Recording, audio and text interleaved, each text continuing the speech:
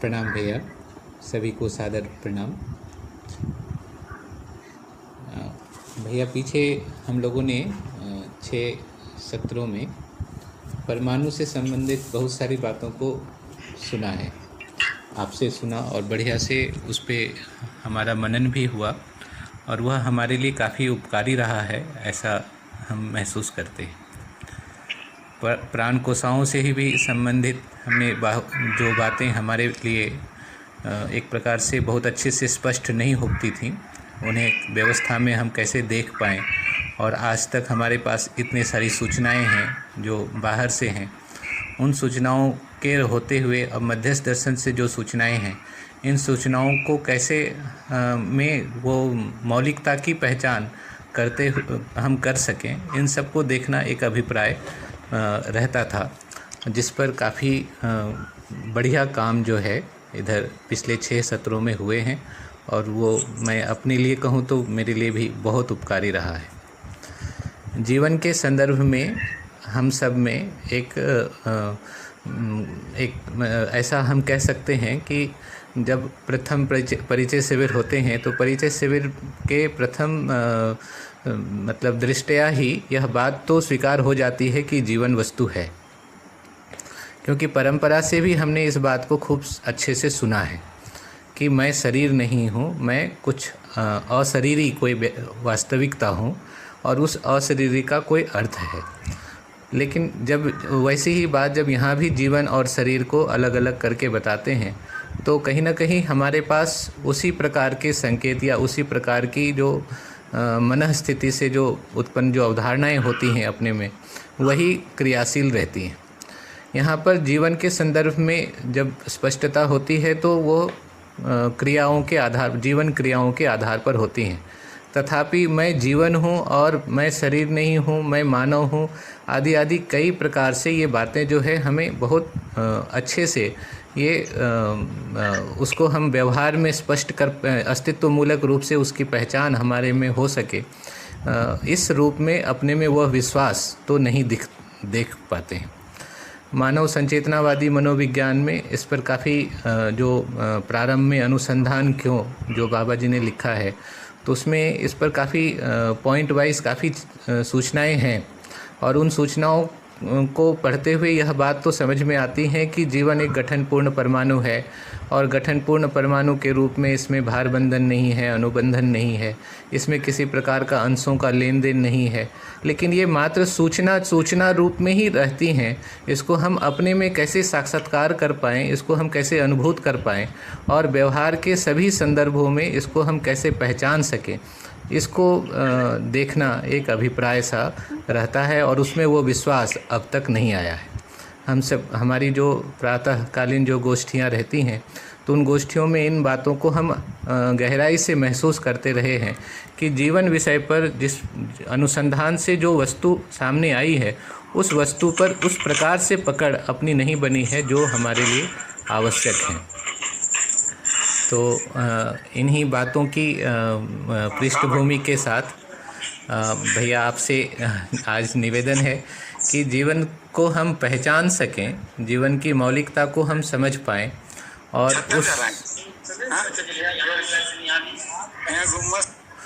इस तरह से हम जो है आगे हमारा, जैसे बाबा जी ने कहा है कि अस्तित्व दर्शन ज्ञान पूर्वक जीवन ज्ञान या परम ज्ञान के रूप में अगर बात करें तो वह जीवन ज्ञान है, परम दर्शन के रूप में अगर बात करें तो वह अस्तित्व दर्शन है, तो और परम आचरण के रूप में मानवतापूर्ण आचरण है। तथापि जब हम अपने बारे में देखते हैं तो मैं कोई रामाशंकर हूँ, अमुक अमुक व्यक्ति के रूप में हम हमारी पहचान करते हैं और फिर यह मरता नहीं है, यह फिर से जन्म लेता है और इस प्रकार की कई बातें इसके साथ जुड़ी हुई रहती हैं। तो इन सब बातों को बहुत अच्छे से जो मध्यस्थ दर्शन से आया है उसका एक अवधारणा के रूप में अपने में स्थिर हो पाना और उस रूप में अपने को व्यवहार में उतार पाना, उसमें कठिनाई देखने में आती रही है। तो इन्हीं पृष्ठभूमि के साथ, इन्हीं आशयों के साथ भैया आपको मैं सादर आमंत्रित करता हूँ। जी भैया। भैया सभी को नमस्ते। और मेरे साथ जो भी चर्चा हुई उसमें आप लोगों को अच्छा लगा, ये सुन के मुझे तो बहुत ही अच्छा लगा है। और तो इसके लिए मैं फिर से पूज्य बाबा जी के प्रति कृतज्ञता को स्वीकार कर रहा हूँ, उनको नमन करता हूँ। भैया इसमें एक बहुत महत्वपूर्ण बात आएगी कि हमारा तर्क पूरा होना पड़ेगा। वो एक लेवल की संतुष्टि है, लेकिन वो पूरा यदि होता तो ऊपर की संभावना ही नहीं होती। तो तर्क पूरा होने के बाद साक्षात्कार की संभावना होती है। साक्षात्कार इस बात की स्वीकृति तो बन जाती है कि मैं निरंतर, वहीं से साक्षात्कार शुरू है, क्योंकि निरंतर रहने वाली क्रियाओं को ही पहचाना जा रहा है साक्षात्कार। पर उसके पहले ही निरंतर होने वाली क्रिया होती है, हो सकती है, उसके लिए तार्किक निष्कर्ष बन जाते हैं। तो यदि हम तर्क को छोड़ के आगे जाना चाहेंगे तो नहीं हो पाएगा, अध्ययन नहीं हो पाएगा। इसीलिए पूज्य बाबा जी ने बार बार ध्यान दिलाया है कि विज्ञान को उन्होंने आगे बोला, क्योंकि उन्होंने तर्क को स्वीकार किया और तर्क विधि से वो उन्होंने बहुत कुछ कर ली। तो अब जीवन को भी तर्क विधि से बताया जा सकता है। ये मध्यस्थ दर्शन आने के बाद हो गया। बताया जा सकता है, बताया गया है, क्या हमको पहुंच गया है?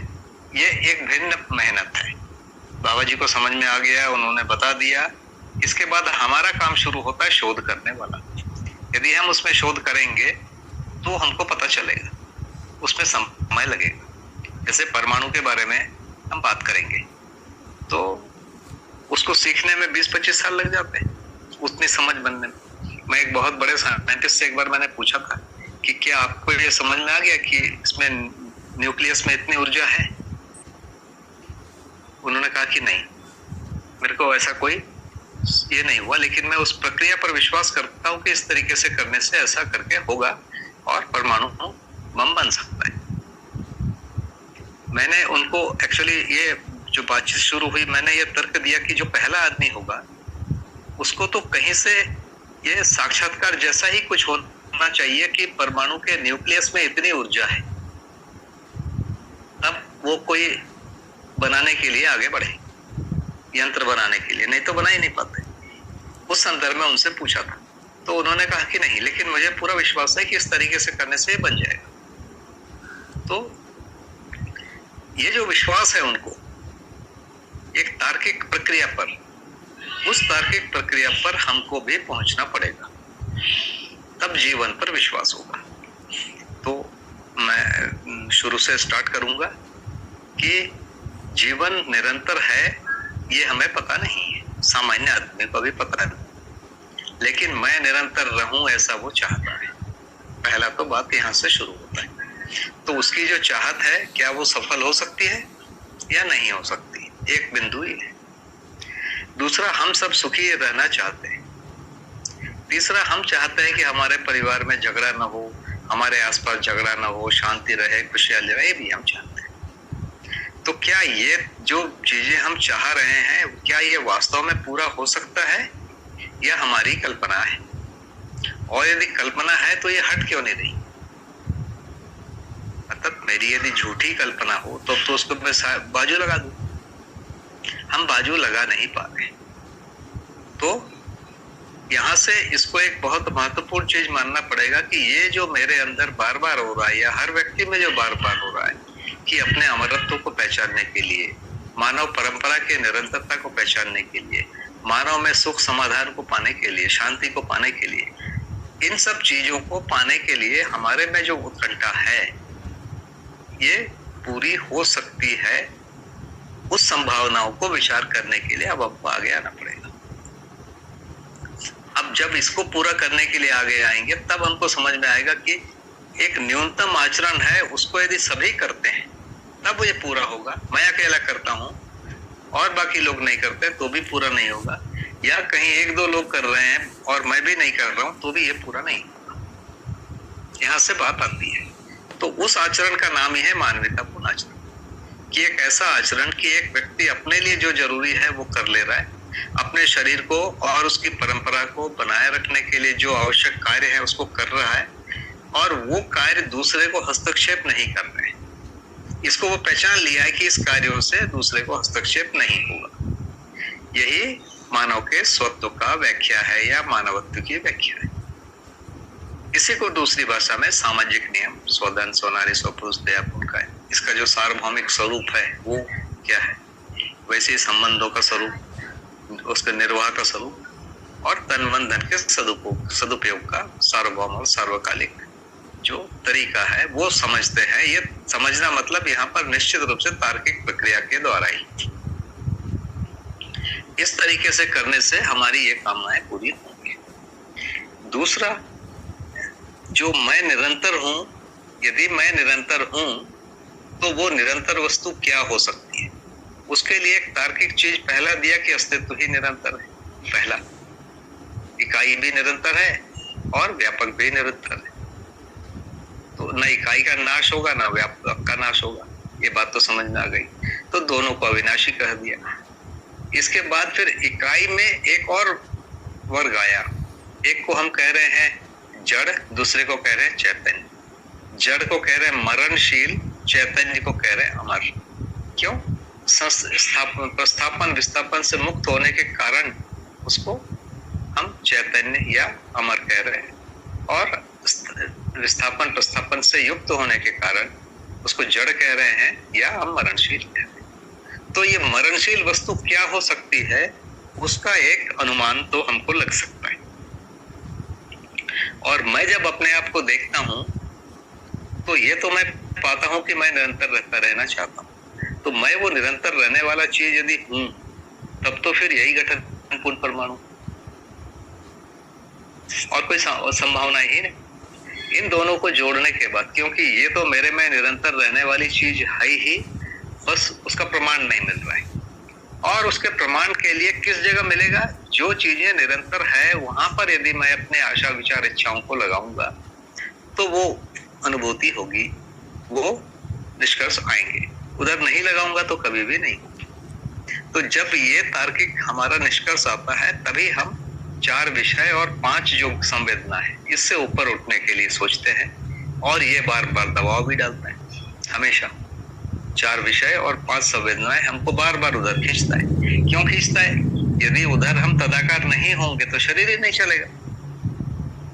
मतलब उसका तदाकार होना भी जरूरी है शरीर से, तभी पता चलेगा भूख लगी है, प्यास लगेगी तो खाएंगे। तो तदाकार होना तो अच्छी घटना है, लेकिन कितना भूख कितना प्यास चाहिए ये हमको वो सीमा समझ में नहीं आती है। इसी सीमा को समझना है कि इससे अधिक खाना माने प्रॉब्लम, इससे कम खाना माने प्रॉब्लम। वैसे ही चारों विषय को इससे अधिक कर लेना या इससे कम करना संकट। वो जो संतुलन बिंदु को पहचान लेना पहला एक काम होता है। वैसे ही इससे आगे 5 संवेदनाओं के बारे में, 4 विषय और 5 संवेदनाओं का जो आवश्यकता है उसका सही सही मूल्यांकन होना, और ये मूल्यांकन होने के क्रम में जीना बना रहता है, और यही जीना धीरे धीरे सामाजिकता को बढ़ाता है, और यही हमें सामाजिकता के क्रम में मूल्यों का अनुभव होता है। हम बैठकर एक जगह सोचते रहेंगे, मूल्यों का अनुभव कभी भी नहीं। मूल्यों का अनुभव नहीं होगा माने व्यवहार मूल्यों का, स्थापित और शिष्ट मूल्यों का, तो उससे अधिक वाले का अनुभव पे कोई संभावना ही नहीं। वैसे ही स्वधन, जैसे ही हम बात बोलते हैं मतलब हमको धन का अर्जन की बात हुई, सामाजिक नियम बिल्कुल पहला ही नियम। तो स्वधन के लिए उत्पादन और उपयोगिता कला मूल्य, इन दोनों का हमको समझ चाहिए और अभ्यास भी चाहिए। तो इन दोनों के बिना, व्यवहार और व्यवसाय के बिना मानव मूल्य बिल्कुल समझ में नहीं आएंगे, अनुभव नहीं आएंगे, और मानव मूल्य भी समझ में नहीं आएंगे तो सुख शांति संतोष आनंद जो जीवन मूल्य है वो भी समझ में नहीं आएंगे। तो ये जो व्यवहारिक प्रक्रिया में हमको जाना है, तो पूरा अध्ययन हमको वो निष्कर्ष में लेके जाएगा। हम उस निष्कर्ष में पहुंचेंगे कि मेरी जो भी कामना है अमरत्व की, अजयत्व की, सुखी होने की, लोगों को सुख देखने की, मेरे परिवार में कुछ खराब होता है तो वो मुझे खराब लगता है, वो खराब ना हो, ये सारी चीजों को समझने के लिए जो हमको आधार है वो मिल जाएगा, और उसमें हमारे तार्किक निष्कर्ष बन जाएंगे। इसके बाद दूसरा स्तर शुरू होगा उस निरंतरता वाले चीजों को पहचानने के लिए। तो एक अलग प्रकार का अभ्यास प्रणाली शुरू होगी। पहले की जो अभ्यास प्रणाली है, जो भी हम करके आए हैं, उसमें बहुत सारी अच्छी है, तभी हम यहाँ पर आए हैं। इसमें में से कुछ और जो है अच्छाई को जोड़ने की जरूरत है। हो सकता है कुछ बुराई भी हो जिसको मतलब शमन और दमन करना पड़ेगा अपने आप में। दोनों प्रक्रिया से हर किसी को गुजरना पड़ेगा। तो भैया ये मोटा मोटा चीज है जो मेरे को समझ में आती है। तो मेरी ये जो बात है बताइए। जी भैया, इसमें कुछ कहना हो तो। हाँ, ये बात तो एक बात तो स्थिर हुई कि निरंतर वस्तु को पहचान निरंतर वस्तु है तो निरंतरता को पहचाने बगैर वह नहीं अपने आप को पहचान सकता है। तो जैसे मैं जीवन हूँ तो मैं जीवन रूप में मैं जीवन को तभी पहचान पाऊँगा जब निरंतर वस्तुओं को मैं पहचान पाऊँ। तो इस रूप में ये स्पष्ट हुआ कि जिस तरह से परंपराएं चलती हैं, अर्थात मानव परंपरा जिस प्रकार से चलती हैं, तो उसके लिए जो स्वधन स्वनारी स्वपुरुष दयापूर्ण कार्य व्यवहार रूपी जो चरित्र की बात है या मूल्य की बात है, मूल्य और चरित्र की बात है, नैतिकता की बात है, तो यह इन चीज़ों को भी पहचानना एक आवश्यकता होगी। हेलो जी भैया, एक हेलो। हाँ, मेरी आवाज़ बोली तो कुछ व्यवधान आ गया था। जी भैया, तो निरंतर वस्तुओं की पहचान होना एक आवश्यकता होगी निरंतरता मतलब स्वयं की निरंतरता को पहचानने के लिए। तो ये तो स्पष्ट हुआ भैया, एकदम सही बात है कि व्यवस्था की पहचान होना जिससे कि व्यवस्थाएं जो हैं बनी रहती हैं। तो मानव परंपरा की अक्षुण्णता मानवीयतापूर्ण आचरण में है और मानवीयतापूर्ण आचरण में मूल्य चरित्र नैतिकता पूर्वक जीने में है। इन बातों की स्पष्टता, इन बातों की समझ और इन चीज़ों में हम रत होते हैं तो आगे की सूचनाओं को, आगे की चीज़ों को हम पहचान सकते हैं। तो यहाँ तक की स्थिरता तो बढ़िया है भैया। जी जी, तो मेरे पास तो जितना था भैया पूरा बता दिया। तो अब है भैया कि जीवन के संदर्भ में बहुत तरह की बातें जो प्रश्न रूप में हमारे पास आती हैं, जिससे कि हम अपने लिए कुछ डिफ्रेंशिएट कर पाएँ। जैसे आज तक परमाणु के सिद्धांत को लेकर के साइंस ने बहुत सारी बातें रखी हैं। पिछले सत्र में इस पर काफ़ी अच्छी चर्चा भी हुई, पिछले 2 सत्रों में, कि किन सूचनाओं को, कौन सी सूचनाएं हमारे लिए काम की हैं और कौन सी सूचनाएं हमारे लिए बहुत काम की नहीं है, या फिर वो शोध जिस किसी अर्थ में है तो उस अर्थ से ही उसके शोध की आवश्यकता है। ऐसे ही जीवन के संदर्भ में भी बहुत सारी सूचनाएं हमारे पास परंपरा से जाने अनजाने में हमारे पास रहती हैं, जो भय प्रलोभन आस्था पूर्वक है। अब यहाँ से मध्यस्थ दर्शन से जो सूचना आई है, इसको हम कैसे डिफ्रेंशिएट कर पाएँ और इसकी मौलिकता तक हम कैसे बने रह पाएँ, इस आशय से पहला प्रश्न है कि मध्यस्थ दर्शन में जो जीवन की अवधारणा है और जो परंपरा से जो भी हम सब में जाने अनजाने में जो कुछ भी अवधारणाएं बनी हुई हैं, उन सबको हम कैसे डिफ्रेंशिएट करें और उसमें क्या मौलिक अंतर है। जी भैया, एक तो जीवन शब्द को लेकर बड़ा झंझट। जैसे परंपरा बोलती है पेड़ पौधे में जीवन है, मध्यस्थ दर्शन कहता है नहीं। अब क्या बात है? मतलब जीवन शब्द का अर्थ परंपरा अलग लगा रही है, मध्यस्थ दर्शन अलग लगा रहा है। अब इसको मैं फिर से थोड़ा खोलूंगा। मध्यस्थ दर्शन कह रहा है कि पेड़ पौधों में श्वसन क्रिया है और जीवन क्रिया नहीं। परंपरा कह रही है कि पेड़ पौधे में श्वसन क्रिया है और श्वसन ही जीवन है। ये प्रॉब्लम है। ये कौन कह रहा है? भौतिकवादी परंपरा श्वसन को ही जीवन कह रही है। आदर्शवादी परंपरा कह रही है ये पता नहीं चलेगा, नहीं कह रही है ये भी पता नहीं चलेगा। ये इस पर ज्यादा बात ही नहीं कर रहे है ना। इसीलिए शरीर का मरना, ये आदर्शवादी परंपरा ऐसा बताते हैं कि जीवन चाहे तो शरीर को मार दे, जीवन चाहे तो शरीर को जिंदा कर दे।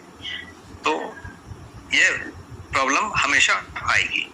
आदर्शवादी परंपरा में अब फिर से आता हूं कि वो अब जीवन वाला जो चीज है वो तो श्वसन को जीवन कह रहे हैं, तो वो किस चीज को और कह रहे हैं? जीवित है। तो आदर्शवादी परंपरा मानती है कि श्वसन बंद हो जाने के बाद भी कोई एक चीज है जो जीवित रहती है। पूरी आदर्शवादी परंपरा, मतलब इस्लाम मानता है, इस्लाम कह रहा हूं मतलब जुडाइज्म जो है वो मानता है, उसके कारण ये जुडाइज्म के अंग माने जाते हैं। इस्लाम और क्रिश्चियनिटी, ये लोग भी मानते हैं कि शरीर की मृत्यु होने के बाद कोई चीज बची रहती है, ये मानते हैं। वैसे ही भारत में जितने पैदा हुए जैन हैं, बौद्ध हैं, सनातनी हैं और विभिन्न परंपराएं, ये सभी मानते हैं कि शरीर में श्वसन क्रिया बंद हो जाने के बाद भी कोई एक चीज बची रहती है। तो अब इसका नाम बाबा जी ने जीवन दिया है, ये लोग दूसरे नाम से पुकारते हैं। कोई भी परंपरा उसको जीव कहता है, कोई इसको सूक्ष्म शरीर कहता है ना, कोई इसको अलग अलग नाम देता रहता है, कोई सोल कहता है, कोई कुछ कहता है। पर ये हर कोई मानता है कि श्वसन क्रिया बंद होने के बाद भी कोई एक चीज है जो बची रहती है। मध्यस्थ दर्शन भी मानता है कि श्वसन क्रिया बंद होने के बाद भी कोई एक चीज बची है। मध्यस्थ दर्शन इसको जीवन नाम दिया हुआ है, परंपरा इसको जीवन नाम नहीं दिया है। परंपरा श्वसन को ही जीवन मानता है, लेकिन परंपरा मानता है कि श्वसन खत्म होने के बाद भी कोई चीज बची रहती है। वो चीज कैसा है, उसका आकार कैसा है, कितना बड़ा है, किस चीज से बना है, इस पर जब भी प्रश्न करने जाते हैं तो बहुत बढ़िया उत्तर नहीं मिलता है। इसी को बाबा जी बोल रहे हैं अध्ययन गम्य नहीं हुआ। बाबा जी ये बिल्कुल नहीं कह रहे हैं कि परंपरा ने जीवन को नहीं पहचाना, ऐसा कभी नहीं कहा। सूक्ष्म शरीर तो मानते ही थे। बाबा जी बोल रहे हैं कि यहाँ आने के पहले उनके अंदर बैठा ही हुआ था कि मैंने कई शरीर यात्राएं किया है और ये परंपरा की ही देन है, इसलिए शरीर यात्रा को दांव में लगा के देखा जाए। तो ये स्वीकृति उनको परंपरा से ही मिली। तो परंपरा में सूक्ष्म शरीर को पहचाना गया है, शरीर से भिन्न किसी वस्तु को पहचाना गया है, उसको सूक्ष्म शरीर नाम दिया गया, अलग अलग नाम भी दिए गए। तो एक चीज बिल्कुल समानता है, पर वो क्या है इस बारे में कभी भी पता नहीं चला, इस बारे में अध्ययन नहीं हो पाता है। मध्यस्थ दर्शन इसमें ऑब्जेक्टिवली बताता है कि अस्तित्व में दो ही प्रकार की वस्तु है, व्यापक और इकाइयां, क्रिया शून्य और क्रिया। इकाइयों के भी दो वैरायटी हैं, मुख्य रूप से परमाणु के स्तर पर जड़ और चैतन्य। और चैतन्य गठन पूर्ण परमाणु होता है, वो अमर क्यों होता है वो बताया, और उस आधार पर हम पहचान सकते हैं कि ये चीज जीवन है। दूसरी चीज आती है व्यापक, इसी समय ले लेते हैं, हालांकि प्रश्न में नहीं है आप। तो परंपरा ने माना है कि कोई एक बहुत शक्तिशाली चीज और है, उसको अपन व्यापक कह रहे हैं, उसको ब्रह्म नाम दे रहा है, बहुत कुछ दे रहे हैं। पर बाबा जी ने ये जो आकाश है या खाली जगह है, इसी को बोला है। परंपरा इसको कह रही है, इसका उत्तर है नहीं कह रही। परंपरा आकाश से भिन्न कोई और एक निराकार वस्तु को मान रही है और उसके आधार पर वो कह रही है कि वो ब्रह्म है। और ये भी कहा है कि ब्रह्म से आकाश पैदा हुआ है, आकाश से वायु पैदा हुई। तो इस ढंग से ये दूसरा अंतर मिलेगा। तो कुल मिला के संकट की जगह दो ही आई है परंपरा में, जीवन या सूक्ष्म शरीर, शरीर से भिन्न कोई वस्तु जो कभी मरता नहीं है, जो अमर है, वो शरीर से तदाकार होता है। शरीर से तदाकार होता है का मतलब मेधस तंत्र से ही वो तदाकार हो पाता है। मेधस तंत्र से तदाकार होने के कारण पूरे संकेत मेधस तंत्र में पहुंचते हैं, उसको वो पाने लगता है। तो जैसे ही तदाकार होता है, मन मेधस तंत्र से तदाकार होता है। इसीलिए परंपरा में हमेशा प्रॉब्लम हुई, मन और मेधस तंत्र को, ब्रेन और मन को, ब्रेन और माइंड को इन्होंने अलग नहीं कर पाए।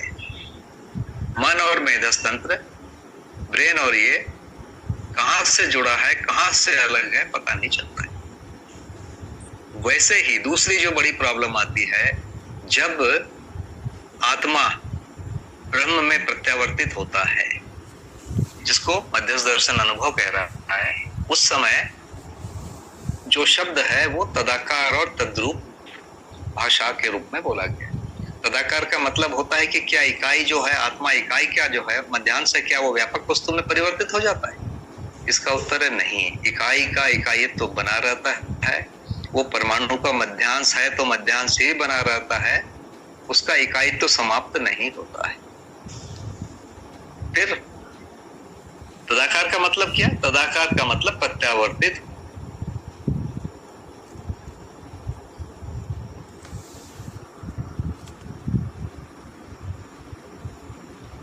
भैया आपकी आवाज़ नहीं आ रही।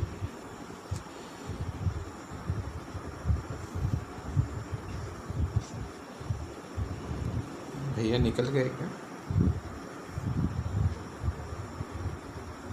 हाँ, वो क्विट हो गए हैं, ऐसा लग रहा है कि फोन डाउन हो गया। जी जी भैया, ठीक है। तो शायद मैं प्रयास करता हूं कि तो दो समस्या हुई। आत्मा ब्रह्म में तदाकार हो गया जो बोल रहे हैं, बाबा जी भी बोल रहे हैं, तदाकार का प्रयोग किया है, शब्द का, तद्रूप शब्द का भी प्रयोग हुआ है। पर इसको पूछेंगे कि क्या उसका इकाई तो समाप्त हो गया, वो व्यापक वस्तु में परिवर्तित हो गया? इसका उत्तर है नहीं, न तो तदाकार में न तद्रूप में, दोनों एक ही अर्थ के लिए बोला गया है। तो आत्मा ब्रह्म में प्रत्यावर्तित होता है, उसके लिए ये भाषा दिया गया है। परंतु आत्मा का इकाई तो बना रहता है, वो कभी भी व्यापक में नहीं बदलता है। तो ये वाला एक कंफ्यूजन का बहुत बड़ा जगह भारतीय परंपरा में बना रहा। वैसे ही दूसरा एक जगह बना रहा, मन जब शरीर के तदाकार होता है या मेधस्तंत्र के तदाकार होता है तो क्या वो शरीर बन जाता है? शरीर बिल्कुल नहीं बनता है। लेकिन तदाकार का मतलब होता है कहाँ दर्द है, कहाँ अच्छा है, कहाँ व्यवस्था है, कहाँ अव्यवस्था है, ये सारी चीजों को वो पहचान लेता है।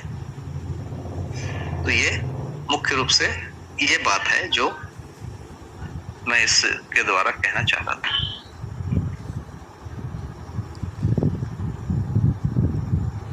तो परंपरा से जो प्राप्त जीवन है उसकी अवधारणा और मध्य दर्शन से प्राप्त जो जीवन है उसकी अवधारणा के बारे में मैंने कुछ बोला। मुझे लगता है कि मेरी बात पहुंच गई होगी। आप बताइए भैया। जी भैया, तो परंपरा में जो बात है ये स्पष्ट हुआ कि वहाँ स्पष्ट नहीं है, वह अध्ययन गम्य नहीं है। और मध्यस्थ दर्शन में जो बात है यहाँ पर स्पष्ट है और यह अध्ययन गम्य है। ये एक मौलिक अंतर है जिसको हम कह सकते हैं। तो उन्होंने जीवन को, सूक्ष्म शरीर को पहचाना है कि उसका अस्तित्व है। उन्होंने व्यापक वस्तु के अस्तित्व को पहचाना है, उसमें कोई शंका नहीं। लेकिन उनका पूरा अध्ययन हो जाए, अभी इतना नहीं हो पाया। परंपरा उनके अस्तित्व के बारे में निर्भ्रम है, वो असंदिग्ध है कि इनका अस्तित्व होता है। लेकिन उनके पूरे जो महिमाओं को नहीं जानने के कारण इसमें। जी बिल्कुल भैया। भैया ये मनोविज्ञान में शायद प्राकथन में एक बात आई थी जिसमें बाबा जी ने कहा है कि मानसिकता के रूप में जीवन को परिभाषित किया है।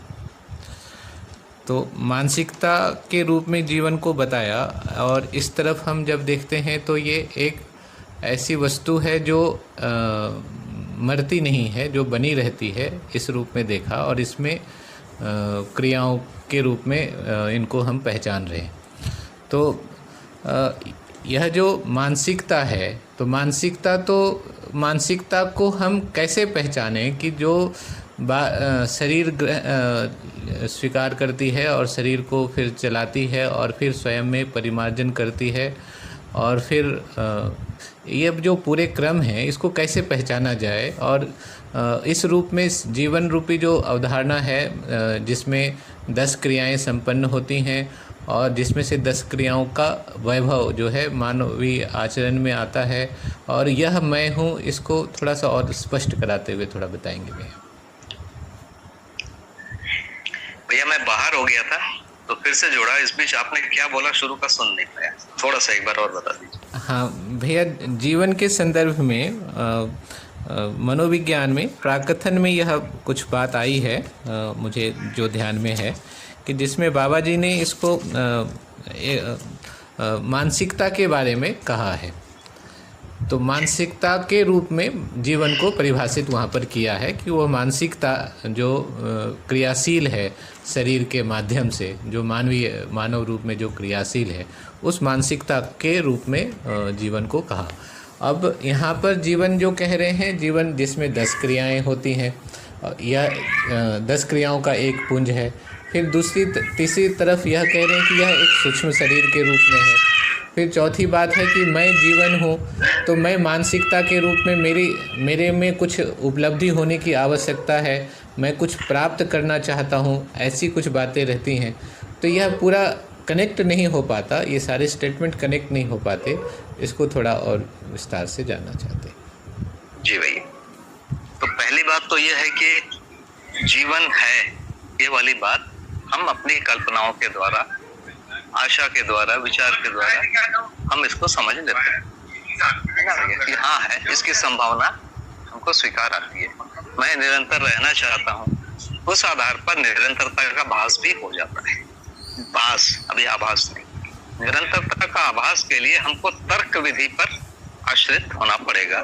तर्क विधि पूरी हो जाएगी तो निरंतरता का आभास हो जाएगा, माने उससे अधिक विश्वास बढ़ेगा, भास की तुलना में अधिक विश्वास हो जाएगा। ये दूसरी बात है, भास और आभास।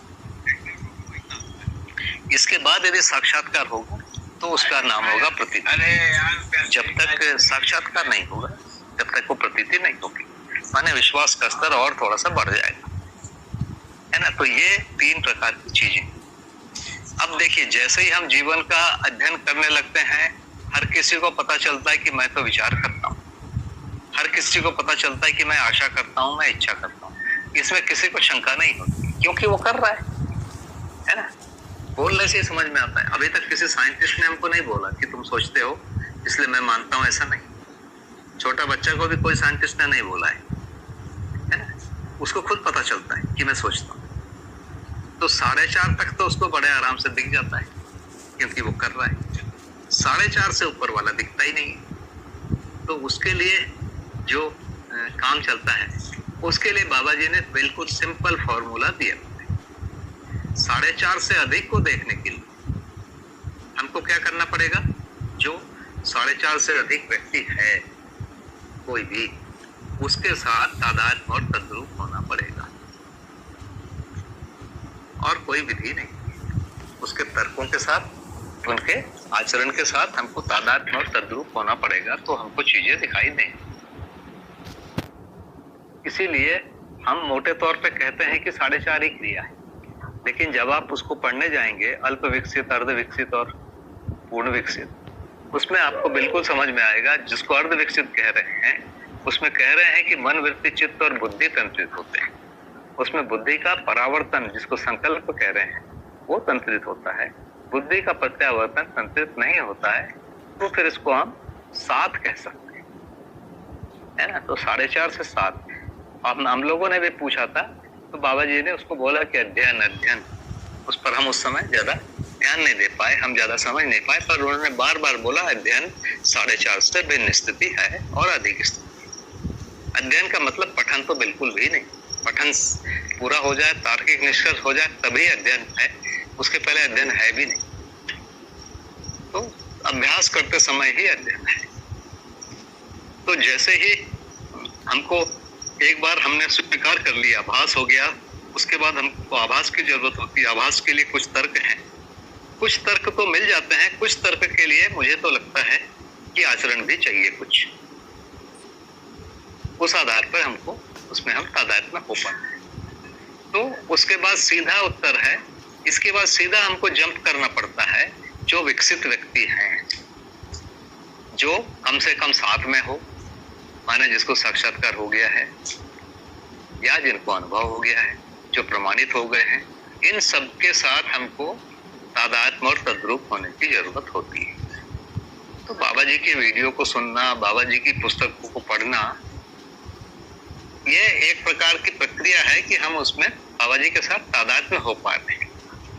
कोई तद्रूप भी हो सकता है ना, उसकी क्षमता, योग्यता, पात्रता पर निर्भर करता है। इनको पढ़ना काम करता है। और बहुत सारे लोग जो अध्ययन कर रहे हैं, अभी हम लोग जो भी लोग पढ़ रहे हैं, सभी पठन तक है, मैं तो ऐसा नहीं मानता हूँ। मुझे लगता है कि कई लोग पठन से ऊपर गए हैं और वो साक्षात्कार की स्थिति में है ना। तो ऐसे लोगों से भी हमको प्रेरणा मिलती है और वो भी हमारे लिए मार्ग प्रशस्त करते हैं, उनके साथ भी हम तादाद में हो सकते हैं। फिर भी अपनी गलतियों को, कमी को देखते रहो, उससे हमको ज्ञान हो जाएगा। इस पक्ष में मध्य दर्शन बिल्कुल नहीं। हमको सही आचरण को सुनना, बोलना, सोचना, करना, यही।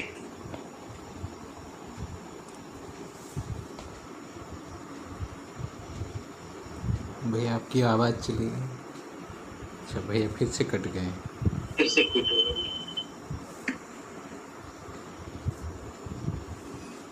आ गया? जी भैया। जी भैया। ठीक है। तो जो विधि बताई है, अधिक विकसित के साथ तादात्म्य होना, तो उन शास्त्रों को पढ़ना और उससे हमको तार्किक रूप से हम सहमत होंगे। तो जो समझना हम जिसको कह रहे हैं ना, 4.5 में जिसको हम समझना बोल रहे हैं, और ये समझना उससे भिन्न है। जो 4.5 से ऊपर वाले समझने में, ये तादात्म्य होना ही समझना है ना। तो ये प्रक्रिया है। तो अधिक विकसित के इसमें सानिध्य की जरूरत होती है और उन प्रक्रियाओं का अभ्यास की जरूरत होती है। तो आज्ञा पालन, अनुसरण, अनुकरण, जिज्ञासा, ये सारी प्रक्रियाओं की जरूरत है इस समय आगे बढ़ने की। और पहले पुराने में ये सब हम अभ्यास को महत्व नहीं देते हैं। जब हम जीवन विद्या को सुनने प्रवेश करते हैं तो हमको बोला जाता है कि भैया आपको मानना नहीं है, आप जांच लो। ये बहुत अच्छा है, पढ़िए, बहुत अच्छा बोला जाता है। पर इसका मतलब ये नहीं है कि आखिरी तक यही रवैया हो। एक समय के बाद ये हो जाता है कि भैया ये जीना पड़ेगा तभी समझ में आएगा, नहीं तो नहीं है ना। तो इसके बाद पहले हम कितना भी तर्क करें वो बढ़िया लगता है, लेकिन एक समय के बाद हमको समझ में आता है कि हम तर्क तो गलत दिशा में कर रहे हैं। ये नहीं है, उसको साबित करने के लिए तर्क, अलग तर्क ये है। और ऐसा मैं कैसे हूं, इसके लिए तार्किक प्रणाली बिल्कुल नहीं। तो ये अभ्यास के साथ ही आगे जाएगा और किसी के आज्ञा पालन, अनुसरण, अनुकरण, जिज्ञासा में ही आगे जाएगा। नहीं तो ये आगे जाने की विधि नहीं है, क्योंकि मानव संस्कार अनुसंधान किसी से समझेगा। समझने का मतलब है अनुकरण भी करेगा, आज्ञा पालन भी करेगा, अनुकरण भी करेगा, तब होगा ये। इसके बिना नहीं होगा। जी भैया। जी बिल्कुल, बहुत अच्छा भैया। भैया क्या इसको इस रूप में भी देखा जा सकता है कि अगर इसी धरती पर जो मानव इतिहास रहा है, उस इतिहास को देखते हैं तो मानसिकताओं में एक चढ़ाव हमें देखने को मिलता है कि कब पहले कुछ और था, कभी मानसिकताएं कहीं और लगी हुई थी, फिर धीरे से और आगे बढ़ी और आगे बढ़ी, और मानसिकता का एक क्रमवत विकास जो है होता रहा है। और आज मध्यस्थ दर्शन के अनुसंधान पूर्वक उस मानसिकता को एक पूर्णता प्राप्त हुई है। क्या इस रूप में भी देखना, जीवन के संदर्भ से देखना एक हो सकता है? भैया इस रूप में ही देखना पड़ेगा। ठीक है, पूर्णता वाली बात भले ही स्वीकार न करें, लेकिन ये तो स्वीकार करना पड़ेगा कि पहले से हम आगे बढ़े। मानव परंपरा जहां तक थी, मध्य दर्शन ने उससे आगे बढ़ाया है, इतना तो न्यूनतम रखना पड़ेगा। देखिए भैया, मैं तो ये समझता हूं कि सबसे पहले ये मान्यता तो अनिवार्य है कि मनुष्य को अनुभव हो सकता है, पहला, ये मूल बात है। दूसरा, किसी को अनुभव हुआ है, यदि हो सकता है और अस्तित्व नित्य वर्तमान है तो किसी को तो हुआ ही तो ये भी मानना पड़ेगा कि किसी को अनुभव हुआ है। और यदि ये दोनों चीज है तब फिर मेरे को हो सकता है ना। तो हम इसके ऊपर की दो चीजों को यदि छोड़ देंगे तो मुश्किल पड़ेगा। तो अनुभव हो सकता है। भौतिकवादी ये मानते ही नहीं है कि किसी को सब अनुभव हो सकता है ना। और एक वर्ग है भौतिकवाद में ही, वो ये मानता है कि किसी को नहीं हुआ, मैं सबसे आगे की बात कर, तो वो हर चीज में गलती ढूंढने की कोशिश करता है। तो ये प्रॉब्लम बहुत ही संकटकारी है, क्योंकि वो अनुकरण, अनुसरण, आज्ञा पालन, जिज्ञासा किसी जगह पे नहीं, वो गलती निकालता है। तो गलती निकाल के हम सही को नहीं समझ सकते। ये दूसरी चीज से भी बचना पड़ेगा। तो ये दो प्रकार की बातें हैं। जी भैया, तो ये जो दूसरा प्रश्न है भैया वो इस रूप में है कि जीवन के संदर्भ में जब भी बात होती है तो जीवन क्रियाओं की बात होती है जो कि मानव रूप में ही समझ में आती है। तो मरणोपरांत जीवन क्रियाओं का क्या स्वरूप रह जाता है? देखिए, मानव के जो जीवन है वो व्यक्त होने का विधि क्या है? मन शरीर से व्यक्त होता है, वृत्ति मन से व्यक्त होती है, वैसे ही चित्त वृत्ति से व्यक्त होता है, आत्मा जो है बुद्धि से व्यक्त होती है। तो क्रम से जो है पूरा सहअस्तित्व तो आत्मा के द्वारा व्यक्त होते हुए शरीर से व्यक्त होता है। ये मानव परंपरा में विधि वही। तो मानव परंपरा में शरीर से ही व्यक्त होना होता है। अब जब शरीर ही नहीं है तो कैसे व्यक्त होगा, है ना? तो शरीर नहीं है तो व्यक्त होने की विधि मानव परंपरा की विधि वो नहीं, ठीक है। पर जो चीज है उसका प्रकाशन तो होगा ही ना अस्तित्व में। अस्तित्व में जो भी है वो अपने होने को व्यक्त करता ही। प्रकाशमानता हर इकाई में है, पहचानने की भी है और दूसरे को अपने होने को भी वो व्यक्त कर पाता है। तो वो जीवन परंपरा में व्यक्त होने की विधि होती है। जीवन परंपरा में व्यक्त होने के लिए वृत्ति से वृत्ति का प्रभाव पड़ता है, चित्त से चित्त का, बुद्धि से बुद्धि का। तो वास्तव में जो बुद्धि के स्तर पर जागृत हो जाते हैं उनमें ये चीजें ज्यादा ट्रांसफर हो पाती है। और उसके पहले जीवन ये स्वीकार करता है कि मैं हूं पर मैं मर गया हूं। अपने होने को स्वीकार भी करता है लेकिन प्रमाणित नहीं करता। तो शरीर से छूटे हुए बहुत सारे जीवन हैं, अभी आकाश में विचरण कर रहे हैं। वो अपने होने को स्वीकार करते हैं लेकिन कुछ कर नहीं सकता और तृप्त भी नहीं हूं, इस जगह पर वो खड़े रहते। तो आशा विचार इच्छाएं में तालमेल नहीं होता। बुद्धि के अनुसार या आत्मा के अनुसार बुद्धि नहीं है, बुद्धि के अनुसार चित्त नहीं है, चित्त के अनुसार वृत्ति नहीं है, वृत्ति के अनुसार मन नहीं। तो इनमें एक रूपता नहीं है, इसमें विषमता है। इस विषमता का जो क्षोभ है वो इसको झेलते रहते हैं। और वो क्षोभ है तो दिखेगा, तो कुछ जगह पर व्यक्त भी होता है। उसको उस परंपरा के लोग पहचानते रहते हैं। उस परंपरा के मतलब जीवन, शरीर रहित जीवन के लोग पहचानते हैं। जी भैया, बात हुई मेरी, बात पहुंची। शरीर रहित जीवन के रूप में कैसे पहचान रहे भैया? जो और भी जीवन है दूसरे जीवन को पहचानते हैं। जैसे हम मानव को पहचान लेते हैं ना, गाय को पहचान लेते हैं ना, पानी पानी को पहचानता है, समुद्र की तरफ पानी बहता है। तो वैसे ही उस जगह जीवन जीवन को पहचानता है, दूसरे जीवन है। जी, इसे हम किस आधार से पहचाने? इसको वही मिनिमम पात्रता चाहिए ना। जैसे परमाणु सिद्धांत कोई मुझे लाके देगा, बोलेगा बताओ इसमें क्या सही है क्या गलत है, मैं कैसे बता पाऊंगा? मेरी पात्रता चाहिए ना, है ना। यदि कंप्यूटर के बारे में कोई नया शोध हुआ है, मेरे को बोलेंगे तुम जांच के बताओ सही है कि गलत, मैं कैसे बता पाऊंगा? तो पात्रता योग्यता नहीं, इसलिए मैं नहीं जांच पाऊंगा। वैसे ही जीवन बिना शरीर के है, उसको जानने के लिए भी एक प्रकार की योग्यता पात्रता की स्थिति चाहिए होती है, वही जांच पाता है और वो जांच पाएगा। जो उस जगह नहीं है तो साक्षात्कार जिनको हुआ है वो इसको जांच सकते हैं और उनको विश्वास तो रहता है कि ये सब है, वो बता पाएंगे। परंपरा में फिर भी कुछ पहचानने निर्वाह करने का अभ्यास है।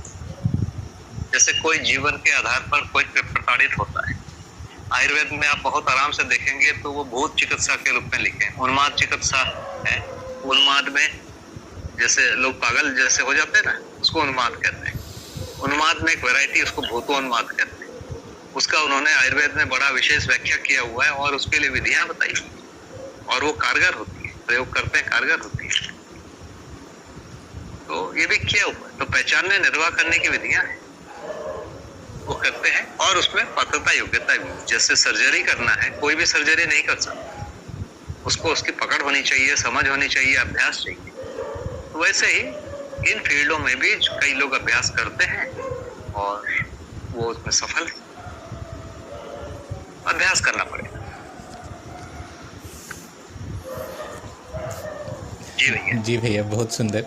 भैया, इससे जुड़ा हुआ एक और कौतूहल भरा प्रश्न है। वो इस रूप में है कि शरीर किस गर्भ में बन रहे हैं और वहाँ मेधस तैयार हो गया है, शरीर की रचना पूरी हो गई है, इसे कहीं और जो मृत्यु को प्राप्त हुआ जीवन, जहाँ जो जीवन है, उसे इसकी पहचान कैसे बनती है कि वहाँ शरीर बना है और मुझे वहाँ पर मैं उसे चलाने, उसकी तदाकारता को मुझे। ये तो जीवावस्था में ही बन रहा है ना। आप देखिए ना कि जीवावस्था में ही बन जा रहा है। जैसे बंदर है, गाय है, घोड़ा है, कुत्ता है, इसमें भी जैसे ही मेधस तंत्र पूरा होता है गर्भ में, वैसे शरीर चलाने में पहुंच जाता है। तो इसकी विधि है, पहचानना, निर्वाह करना की एक विधि होता है। जैसे आप पानी को छोड़ दो, पानी ढाल को देख के बहने लगता है, समुद्र में चला जाता है। आप हाइड्रोजन गैस को यहाँ पर छोड़ दो धरती पर, वो ऊपर तरफ जाने लगता है। तो ये जो चीजें हैं ये होते रहती है। पहचानना, निर्वाह करना विधि से ये होते रहती है ना। इसमें कोई आश्चर्य की बात नहीं। तो ये होते रहती है और वो भी होता है। जी भैया, बहुत बढ़िया। अगले प्रश्न में हम जा सकते हैं। मैं साथ साथ एक बार और सबसे पूछ लेता हूँ, किन्हीं का अब तक की चर्चा में कोई प्रश्न है तो वो रख सकते हैं, नहीं तो फिर हम आगे अगले प्रश्न में जाएं।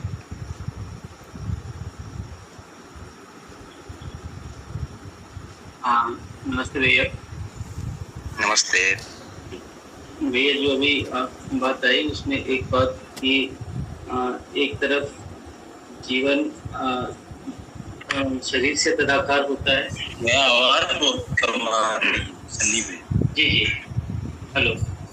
हाँ हाँ बताइए। एक तरफ शरीर से तदाकार होता है मन, दूसरी तरफ आत्मा व्यापक से तदाकार होता है। तो अभी जिसको जीव चेतना कहते हैं, उसमें मन शरीर से तदाकार है और फिर जीते हुए, और जिस आचरण की बात है उसमें उसके क्रम में प्रत्यावर्तित होते हुए व्यापक से तदाकार होता है। तो ये दो ध्रुव में तदाकार होने की पूरी प्रक्रिया जीवन के द्वारा चली, इसी को आचरण पूर्णता की बात कह रहे हैं, ऐसा मैं देखता हूँ। जी, आचरण पूर्णता में वो तो आत्मा में, आत्मा व्यापक से तदाकार रहता है, और दिव्य मानव या देव मानव वो शरीर से भी तदाकार रहता है। उनका मेधस्तंत्र से मन तदाकार रहता है, नहीं तो उनको भूख प्यास नहीं लगेगी, है ना। तो शरीर के संवेदनाओं को भी वो समझते हैं और उसके लिए जो भी आवश्यक उपाय है वो करते रहते हैं। मुख्य रूप से जीवन जो है वो ये तदाकार होने की प्रक्रिया ही है, पहले शरीर से, फिर शरीर के साथ व्यापक से, और फिर उसका निर्वाह। हाँ, ऐसे ही। उसके पहले जैसे अभी आपसे मेरी बात हो रही है, या है ना, हम क्या हो रहा है, आप कुछ शब्द बोल रहे हैं, उन शब्दों से आपके मन में या जीवन में क्या कल्पना है उसको मैं आभास से आभास करता हूँ, और उसके बाद उसका उत्तर मेरे कल्पना में बनता है। उसके बाद मैं आपको देता हूँ, आपको उसको सुनते हैं, शब्दों को, आप शब्दों से आप वैसे ही कल्पना अपने अंदर बना लेते हैं और आप उससे फिर बताते हैं कि हाँ मेरी बात आप तक पहुंची कि नहीं पहुंची। तो ये क्या है, ये तदाकार होने की प्रक्रिया। हम एक दूसरे की कल्पना से तदाकार होते हैं ना। तो ये विधि है, इसी विधि से शिक्षा है, इसी विधि से सारे व्यवहार हो रहे हैं। तो वो जो बड़ा वाला तदाकार है, आत्मा व्यापक में तदाकार हो जाए, जो सबसे बड़ा है, उसके पहले ये तो होता ही है मानव में दूसरे की कल्पना के साथ तदाकार होने वाला होता ही है। इसी में कल्पना के अच्छे वाला जो पक्ष है, अच्छा वाला मतलब है सार्वभौम, सार्वकालिक, अखंड समाज, सार्वभौम व्यवस्था, न्याय, नियम व्यवस्था, इन चीजों के साथ यदि हम तदाकार हो पाते हैं तो हमारी गति अच्छी बनने लगती है। और इनके साथ तदाकार होने के लिए इनमें जीने वाला आदमी चाहिए, तभी तदाकार हो पाएंगे। बोलने वाले के साथ तदाकार नहीं हो, क्योंकि बोलने वाले के पास वस्तु नहीं, भाषा है या तर्क है, भाषा है या तर्क है, वस्तु नहीं। भाषा और तर्क भी मदद करता है, ऐसा नहीं कि गलत है, सही है, लेकिन वो वस्तु चाहिए, उसमें और आगे बढ़ने की संभावना बनती है। जी भैया।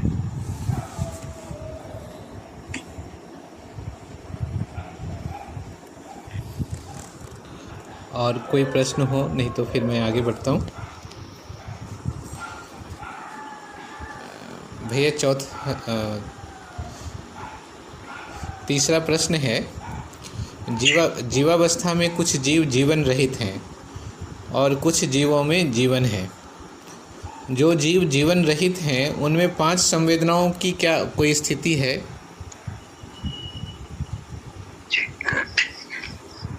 देखिए, जीवन रहित में संवेदनाओं का क्या मतलब है? 4 विषय को बना के रखना, मतलब बाहर गर्मी है, इतनी गर्मी कि उसका शरीर मर जाए, उसको वो पहचानता है, उससे वो दूर चला जाता है। वैसे ही इतनी ठंड में भी वही होगा। वैसे गर्मी माने एक प्रकार की संवेदना है ना, ठंडी गर्मी जो त्वचा से आने वाली है। लाइट, जैसे केंचुआ है, लाइट में आता है वो सीधा अंदर घुस जाता है, कुछ लाइट में देख के बाहर आते हैं। जैसे मधुमक्खी, अंधेरा हुआ वो घुस जाती है, लाइट आया वो बाहर आ जाता है। तो ये दूसरी संवेदना है। तो ये 5 जो संवेदना है, इसके द्वारा ही इनका शरीर का संचालन होता है और ये वातावरण पर पूरी तरह निर्भर होते हैं। आपको मधुमक्खी को जगाना है तो आप लाइट जला दीजिए, मधुमक्खी जाग जाएगी, है ना। केंचुए को भगाना है तो आप अंधेरा है मतलब करिए, वो बाहर आ जाएगा। तो हम उनको इस ढंग से कंट्रोल कर सकते हैं। तो ये 5 संवेदनाओं का जो पूरा मतलब है, वो शरीर को बनाए रखने के लिए, 4 विषय को पूरा करने के लिए ही है ये संवेदना। जी भैया। हाँ भैया, ये जो कहीं जीवन के विषय में बात आई थी, जिसमें बाबा जी ने कहा कि जीवन वो वास्तविकता है जो संवेदनशीलता और संज्ञानशीलता का प्रकाशन करती है। तो संवेदनशीलता का प्रकाशन और संवेदना का होना, दोनों में अंतर है क्या? नहीं, संवेदना माने पहचानना, निर्वाह करना। ये पदार्थावस्था में भी है, ये प्राणावस्था में भी है, जीवावस्था में भी है, ज्ञानावस्था। पहचानना, निर्वाह करना सभी जगह है। जानना मानना नहीं। जानना मानना जीवन आने के बाद शुरू होगा, मानना थोड़ा सा दिखता है। जैसे गाय किसी को मालिक मान लेती है, मालिक माने वहां पर वो सुरक्षित है, ये स्वीकार कर लेते हैं। भय और प्रलोभन से जुड़ा हुआ चीज है। तो ये पहचानना, निर्वाह करना हर स्तर पर है। तो ये जिसकी आप बात कर रहे हैं, वहां पहचानना, निर्वाह करना है, जानना मानना नहीं, मानना भी नहीं। जी भैया। जी भैया। इसी से जुड़ा हुआ चौथा प्रश्न है कि जीवन के बारे में कहा गया कि संवेदनशीलता और संज्ञानशीलता का परिचय देने वाली वस्तु का नाम जीवन है। तो जीवन सहज संवेदनशीलता और मेधस सहज क्रियाशीलता में कैसे भेद करें? जो जीवन रहित हैं, जहाँ मेधस से शरीर चालित हैं और उसमें जो 5 संवेदनाएं दिखती हैं, या वहाँ जो 4 विषय दिखते हैं, तो वहाँ भी वही क्रियाशीलता दिखती हैं और यहाँ भी लगभग वैसी ही क्रियाशीलता दिखती हैं जीवन सहित जो जीव हैं। तो इनको भेद कैसे करें कि संवेदनशीलता और मेधस की क्रियाशीलता में कैसे भेद करें, ये प्रश्न। इसीलिए कहा गया है कि ये कर्म करने में परतंत्र हैं। और जीवावस्था, उन जीवावस्था की बात कर रहे हैं जहाँ जीवन है, वहाँ मेधस तंत्र के हिसाब से उनको चलना होता है। उसमें अपनी ओर से वो कुछ भी नहीं कर सकते। लेकिन मानव के प्रभाव में आने के बाद कभी कुत्ता खाना छोड़ देता है ना, कभी सोना छोड़ देता है, कभी शेर से लड़ लेता है, तो जबकि शेर को देख के भागता है। तो ये मानव के प्रभाव में आता है। तो उसको पहचानने के लिए मानव के ही संकेतों को मानेगा, ये दिख सकता है, और कोई दूसरी विधि नहीं है। नहीं तो वो 4 विषय में ही तदाकार होकर जिएगा। ब्रेन ही शरीर को चला रहा है और जीवन ब्रेन के अनुसार चल रहा है। इसमें बोला गया ना कि शरीर जीवन को कंट्रोल करता है जीवावस्था में, इसीलिए कर्म करने में आप परतंत्र कह रहे हैं। और ज्ञानावस्था में जीवन शरीर को कंट्रोल कर सकता, संभावना है। जीवावस्था में कर भी नहीं सकते, उसका मेधस तंत्र में ही वो वस्तु नहीं।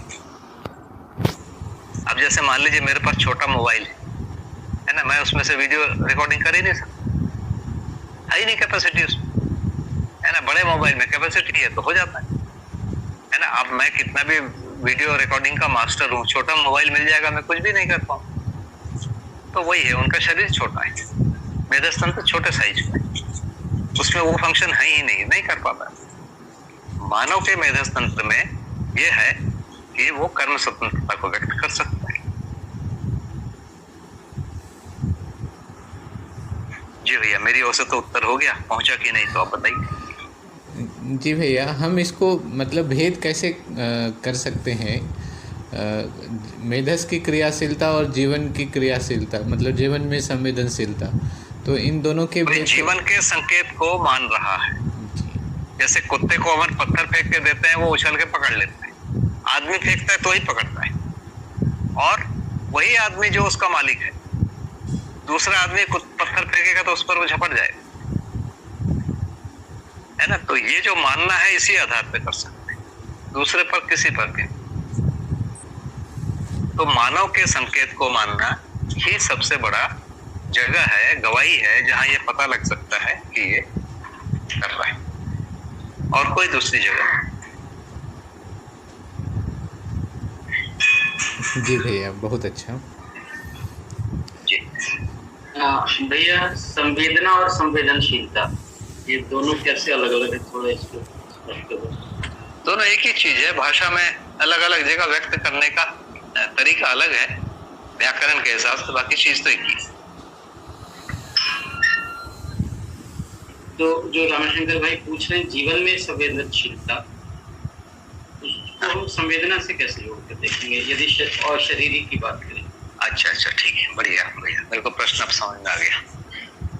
क्या है, मेधस तंत्र से वो तदाकार हुआ है जीवन,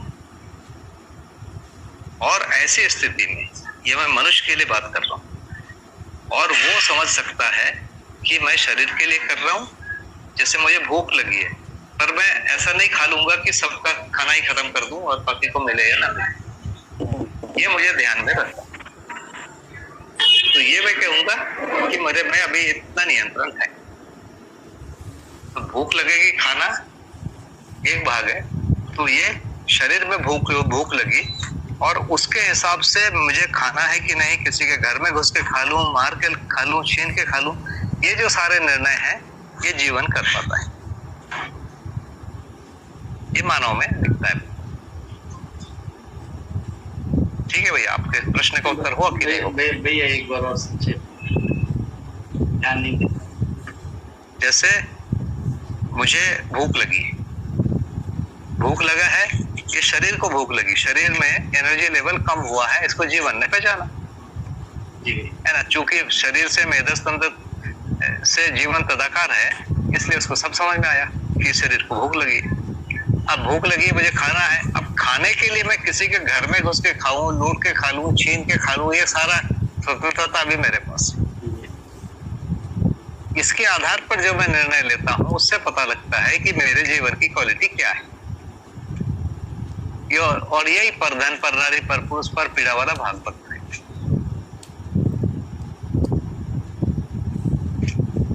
ना भैया, ये है इसका उत्तर।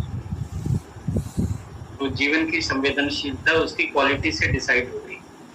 हाँ, मतलब वो आचरण जो जिसको सामाजिक नियम कहते हैं, उसको वो कितना फॉलो करता है। हाँ, फॉलो कर रहा है कि नहीं कर पा रहा है, उसी के प्रभाव में आ गया, ब्रेन के प्रभाव में आके कुछ भी कर रहा है, या उस समय भी वो अपना नियंत्रण बना के रखा हुआ है। ठीक है भैया, स्पष्ट। तो संवेदनशीलता में मानना रूपी क्रिया को हम पहचानेंगे भैया, और जो जीवन रहित जो जीव हैं वहाँ मानने की कोई क्रिया नहीं हो रही, संवेदनाएं हैं जो पहचानने निर्वाह करने के रूप में हो रही हैं, ऐसा कहेंगे।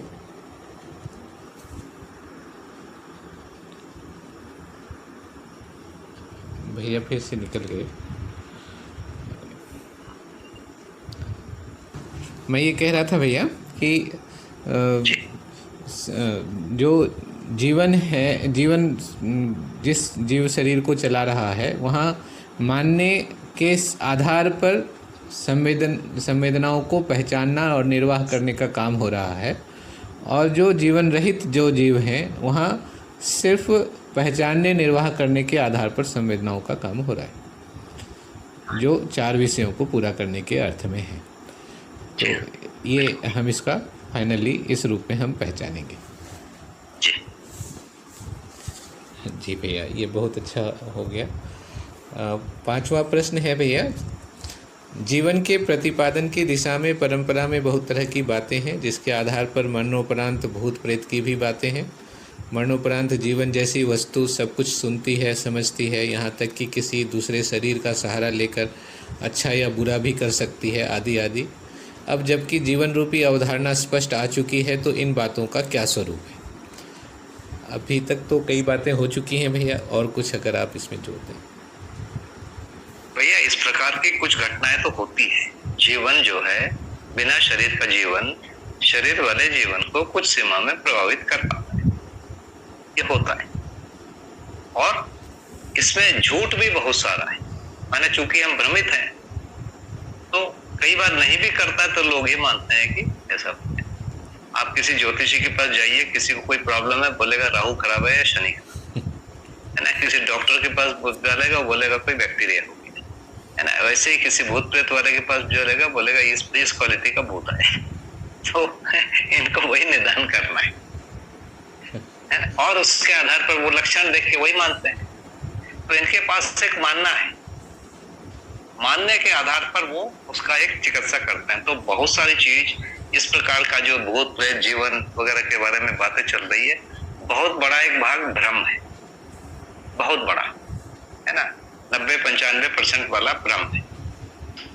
थोड़ी बहुत सच्चाई भी है, क्योंकि ये होता है इसलिए सच्चाई। ज्यादातर हम भ्रम को ही पाल रहे हैं। जी भैया। जी भैया, लेकिन इसको कैसे पहचानें कि वो करते हैं या नहीं करते, या कर सकते हैं, ऐसा हम कह सकते हैं क्या? देखिए, इसमें तो बाबा जी ने बोला है कि कर ही सकते हैं, और भी परंपरा में लोगों ने कहा ही है ना। तो इसके लिए हमारे पास मानने के लिए पर्याप्त आधार है कि होता है। अब क्या हमने उसको देखा है कि नहीं देखा है? तो यदि देखना चाहते हैं तो आपको ऐसी जगह में समय बिताना होगा, ऐसी घटनाएं आपके सामने होने होगी। कई जगह पर इसके चिकित्सा के केंद्र है, कुछ तो होता ही है वहाँ। तो आपको फिर वहां समय देना पड़ेगा, और वहां भी दोनों चीजें हैं। करने वाला व्यक्ति अपने तरीके से चीजों को बना के भी लोगों को भयभीत करके पैसा ठगते हैं, सभी जगह है, वो भी चल रहा है। उसमें से सच्चाई को आपको परखना पड़ेगा। जी भैया, इसका एक निष्कर्ष हम ये रख सकते हैं कि मानवीयतापूर्ण आचरण में रहते हुए हमें इन बातों का कोई अर्थ, भय का कोई अर्थ नहीं है, तथापि इनका शोध अगर हमें करना है तो हम कर सकते हैं। हाँ, मानवीयतापूर्ण आचरण करने की यदि मानसिकता बन गई, तब भी हमको किसी को डर नहीं है। बाबा जी ने बोला ही है, जैसे ही कोई उसके लिए तैयार होता है जागृति के लिए, तो शाप ताप पाप बिल्कुल उसके ऊपर प्रभावी नहीं। तो और आगे का बोल रहे हैं, मानवीयतापूर्ण आचरण कर लेने के बाद, है ना। मैं तो मतलब बाबा जी तो और पहले ही बोल रहे हैं, यदि वो निर्णय कर लेगा कि मैं करूंगा, उसी में इन सबके प्रभाव से बच जाते हैं। जी भैया, बहुत अच्छा। एक प्रश्न और है भैया जो इसमें नहीं लिखा है कि जीवन मूलक रूप से जीने का क्या मतलब है। जैसे बात करते हैं कि शरीर मूलक रूप से जीना 4.5 क्रियाओं में होता है, तो जीवन मूलक रूप से जीना का मतलब तात्विकता में किस रूप में अर्थ है? मतलब 4 विषय से जीना शरीर मूलक जीना कहलाएगा। 5 संवेदना में जीना, जैसे मुझे गाना सुनने में बहुत मजा आता है, तो गाना सुनना क्या है? कान में किसी विशेष प्रकार की ध्वनि का प्रभाव, ये भी शरीर मूलक ही हुआ, 5 संवेदना वाला ही जीना हुआ। और जीवन मूलक जीने का मतलब है न्याय धर्म सत्य में जीना, अखंड समाज सार्वभौम व्यवस्था में जीना, शिक्षा के लिए जीना, व्यवस्था के लिए जीना, परिवार व्यवस्था के लिए जीना, परिवार की आवश्यकता से अधिक उत्पादन के लिए जीना, इन जगह पर हम अपने आप को फोकस करते हैं, वो ये जीवन के आधार पर जीना कहलाता है। जी भैया, बिल्कुल। अंतिम प्रश्न है भैया, जीवन का साक्षात्कार हम कैसे करें? ये प्रश्न एक्चुअल में मेरा ही है भैया कि नहीं, ये तो सभी का प्रश्न है। इसके लिए जो उत्तर है भैया वो सिंपल है, तार्किक निष्कर्ष निकला जाए, इसके बाद वैसा अच्छा जीने के लिए जो इच्छा है कम से कम वो बनाया जाए, जिसको अपन अल्प विकसित में ही वो इच्छा होती है, वो न्यायपूर्ण व्यवहार और धर्मपूर्ण व्यवहार के लिए, अपने धर्मपूर्ण विचार के लिए अपने आप को तैयार करे, मन को, और उस रास्ते में आगे चले, साक्षात्कार हो। जी भैया, कोई शॉर्टकट नहीं है शॉर्टकट है ही नहीं, और सबके लिए एक ही नियम। जी भैया। तो प्रश्न जो पहले से रहे हुए हैं वो तो पूरे हो गए हैं भैया। एक बार मैं सभी से पूछ लेता हूँ, किन्हीं के पास और कोई प्रश्न हो तो कृपया रखेंगे।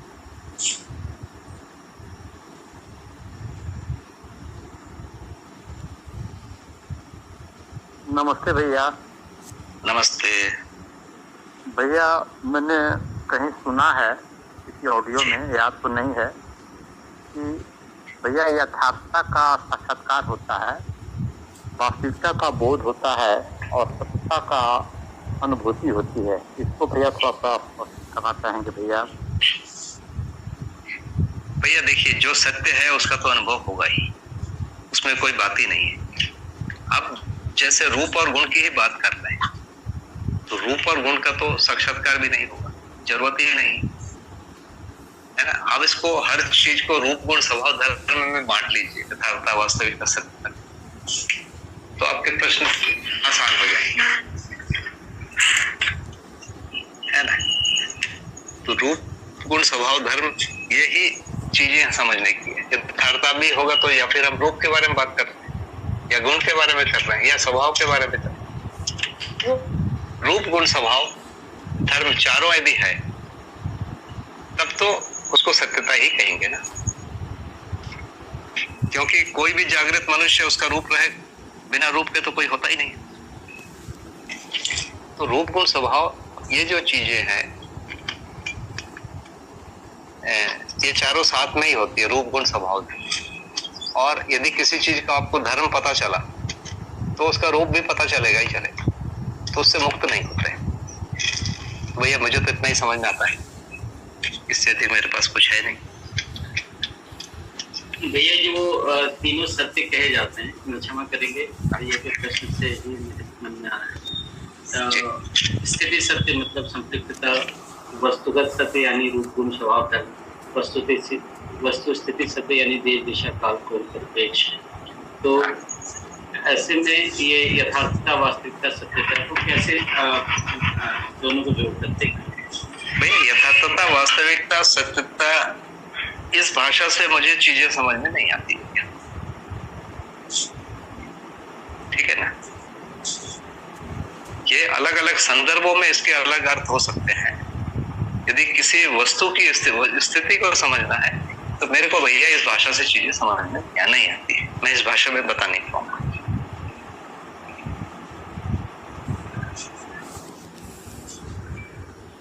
ठीक है भैया। ये मैं कोई क्वेश्चन ऐसा मुझे लगता है कि अवांछित क्वेश्चन पूछ दिया था। ना अवांछित नहीं। मैं इस भाषा से यथार्थता वास्तविकता सत्यता, ये जो तीन शब्द हैं, इन शब्दों को अभी तक मैंने जितना भी पढ़ा सोचा है वो संदर्भों के हिसाब से आता है। उन संदर्भों के हिसाब से उसका अर्थ हो सकता है, लेकिन ये इस भाषा से कोई वस्तु समझ में आ गई है ऐसा नहीं बनेगा, क्योंकि सत्यता में सारी चीजें आ जा रही है ना। वास्तविकता में जिसमें वस्तु है उसको वास्तविकता कहेंगे, है ना। तो जिसमें वस्तु है फिर उसमें दोनों वस्तुएं आ गई, जड़ और चैतन्य दोनों आ गई, व्यापक भी आ गई, उसमें पूरी ही चीज आ गई, कुछ बचा ही नहीं। मेरे हिसाब से कुछ नहीं बचा, है ना। तो सत्यता और वास्तविकता में एक स्तर पर जाकर कोई भी अंतर नहीं। हाँ, यथार्थता के बारे में बात कर सकते हैं तो कोई एक सीमित जगह में कहने के लिए इस प्रकार के शब्दों का प्रयोग है तो वो संदर्भों में ही होगा। तो अवांछित तो कुछ भी नहीं है भैया, मेरी योग्यता पात्रता की कमी है, बस इतना ही है। जी भैया, प्रबुद्धता संप्रभुता और प्रभु सत्ता को भैया थोड़ा सा और स्पष्ट कर देते तो बढ़िया रहता भैया। जी भैया, प्रबुद्धता माने एक शब्द है बुद्ध। बुद्ध माने जो सब जानता है, तो उसी को प्रबुद्ध कहते हैं। जिस व्यक्ति में जानना, मानना, पहचानना, निर्वाह करना हो रहा है वो व्यक्ति प्रबुद्ध कहलाएगा। जानने मानने के आधार पर पहचानना, निर्वाह कर रहा है, इसको प्रबुद्ध कहेंगे। समझदार व्यक्ति, जागृत। प्रबुद्धता, संप्रभुता। संप्रभुता का मतलब है, अभी जो एक कॉमन एक परिभाषा है कि जो कोई एक सभा अपने बारे में सारे निर्णय ले सके उसको संप्रभु कहते हैं। जैसे भारत एक संप्रभु देश, लेकिन आप क्या मध्य प्रदेश संप्रभु है? इसका उत्तर है मध्य प्रदेश संप्रभु नहीं। उत्तर प्रदेश की जनसंख्या 20 करोड़ से ऊपर है। वो जनसंख्या की दृष्टि से दुनिया का चौथा या पांचवा देश है यदि देश के रूप में देखेंगे तो, पर वो भी संप्रभु नहीं अभी की परिभाषा में जो चलता है। और बहुत ऐसे छोटे देश हैं जैसे भूटान है या फिर और छोटे छोटे देश हैं जो हमारे देश के कई जिले से छोटे हैं, वो संप्रभु। तो संप्रभु का जो मीनिंग है, कोई एक समूह अपने बारे में सारे निर्णय स्वयं लेने में सक्षम।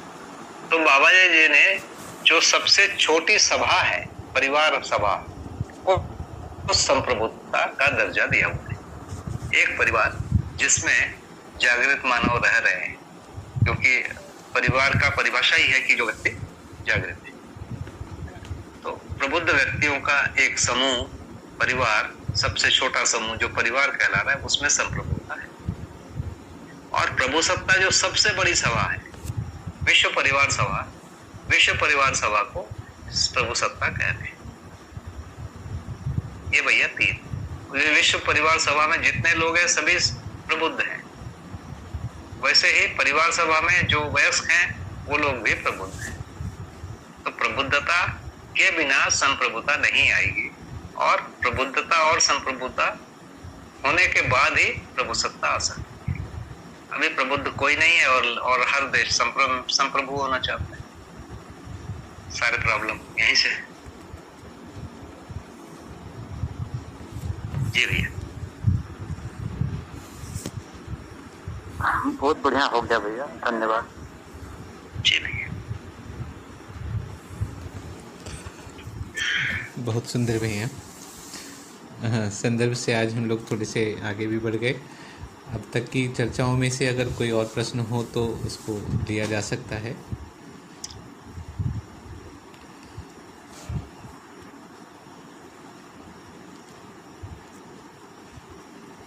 भैया से एक और क्वेश्चन था भैया। हम लोग व्यक्तित्व का ये पढ़ते हैं भैया, कुछ आया था पठन में, आहार विहार प्लस व्यवहार इज इक्वल टू व्यक्तित्व। तो भैया थोड़ा विहार को थोड़ा सा आप एक्सप्लेन कर देते तो बढ़िया हो जाता भैया। विहार जी, तो भैया विहार कहते हैं जैसे खाना खाना, ये आहार कहलाए।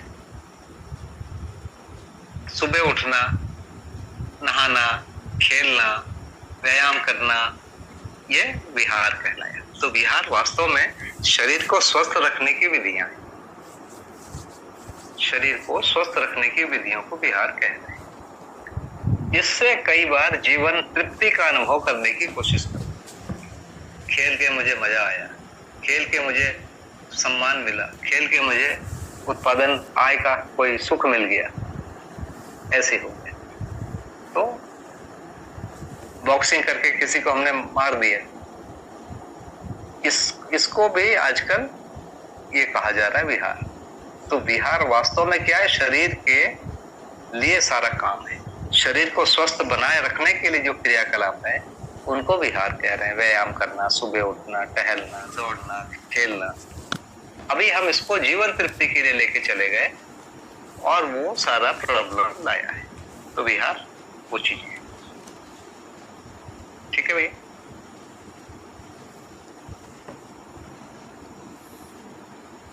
भैया, विहार के संदर्भ में परिभाषा संहिता में कहा है कि श्रम के हरणार्थ किया गया मानवीय प्रक्रियाएं, इसको विहार कहेंगे। और मानवीय संविधान में एक जगह विहार की परिभाषा बाबा जी ने रखी है कि मानवीयतापूर्ण आचरण में विश्वास सहज उत्सव को हर्षोल्लास के रूप में प्रकाशित करना। जी भैया। तो इसको कनेक्ट करके भैया थोड़ा हमें बताएंगे। वही, जब से मानवीयतापूर्ण आ गया ना तो पांचों संवेदना के लिए कोई काम नहीं होता है ना। तो चार विषय और पांचों संवेदनाओं के लिए अभी सारा व्यवहार समर्पित है। भ्रमित व्यक्ति का, जागृत व्यक्ति का श्रम के हरणार्थ थोड़ा देर आराम करेगा, काम करके थक गया तो भैया चलो क्या करेंगे, तो थोड़ा सा कुछ उसमें गाना बजाना भी हो सकता है, खेलना कूदना भी हो सकता है, ये सब है। तो अंततः वो शरीर जो है उसी के लिए वो काम है ना। थका कौन है? जीवन तो थका नहीं, शरीर ही थका है ना। श्रम के हरणार्थ मतलब शरीर में जो थकावट आ गई है उसके लिए थोड़ी देर लेट गए, थोड़ी देर टहल लिए, तो शरीर के शरणार्थी है। जीवन तो जागृत आदमी का कभी नहीं थकेगा, भ्रमित आदमी का थकेगा। जीवन तो थकता नहीं है, फिर भी थकना माने उसके अंदर जो है दुख और अशांति ये सब होगा। जागृत का कुछ भी नहीं होना है। तो जागृत व्यक्ति अंततः शरीर को थोड़ा सा रिलैक्स करेगा, इसका नाम है विहार। जी भैया। भैया, हमें लग रहा था कि श्रम के हरणार्थ का अर्थ कहीं बाबा जी ने इस प्रकार से रखा है कि श्रम के विश्राम के लिए जो तृषा है, उस अर्थ में जो भी हम क्रिया प्रक्रिया करते हैं मानव के साथ जीने में या व्यवहार और कार्य व्यवहार करने में, तो ये अर्थ नहीं है। ये जैसे जागृत आदमी यदि है तो वहां पर कैसे ये अर्थ होगा बताइए जी। यदि जागृत आदमी है तो उसमें तो श्रम का विश्राम कंटिन्यूअस है ना। तो फिर हम एक अलग डोमेन में बात कर रहे हैं, भ्रमित व्यक्तियों के लिए हम बात कर रहे हैं। लेकिन परिभाषा जब देखेंगे तो जागृत में भी फिट होनी चाहिए,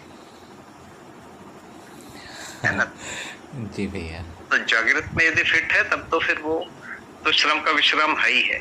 फिर उसका फिर जितना भी श्रम है अंततः वो शरीर थका है उसी से। जैसे श्रम से समृद्धि कह रहे हैं ना बाबा जी, इस समय उस श्रम का मतलब वो नहीं है जो श्रम का विश्राम है। इस समय परिश्रम से ही है, शरीर के द्वारा किया गया श्रम से ही है, श्रम से समृद्धि। तो वो श्रम शरीर थकता है, उस शरीर को थोड़ी देर रिलैक्स करने के लिए विहार करते हैं। और उत्सव मनाना में एक बहुत बड़ा भाग है संस्कृति को ट्रांसफर करना होता है। तो संस्कृति एक पहली स्वीकृति है, एक छोटे बच्चे के मन में पढ़ने के लिए स्वीकृति बन जाए, इसका नाम संस्कृति है। एक छोटे बच्चे के मन में विवाह एक वैध कार्यक्रम है, इसके लिए स्वीकृति बन जाए। ये जो प्रक्रियाएं हैं इसको कह रहे हैं विहार। मतलब उसमें विहार भी हो जा रहा है, लेकिन जो मानव परंपरा की वैधता को उसके अंदर डाला जाता है। और इसलिए उसमें नियम होते हैं। तो कोई भी उत्सव है, उस उत्सव में उन चीजों को ऐसा रखा जाता है कि जो छोटे बच्चे हैं उनका उसमें मन भी लगे, आकर्षण भी हो, और उसमें इनके सबकी पूरक भागीदारी को बना के रखते हैं। तो ये उत्सव का है दूसरा प्रयोजन। अब उत्सव में लोग आते हैं तो खाना पीना ये सब करते हैं, बैठते हैं, गीत होती है, ये सारी चीज हो जाती है, पर ये भी उसी अर्थ नहीं है मानवीयतापूर्ण आचरण को बताने के लिए।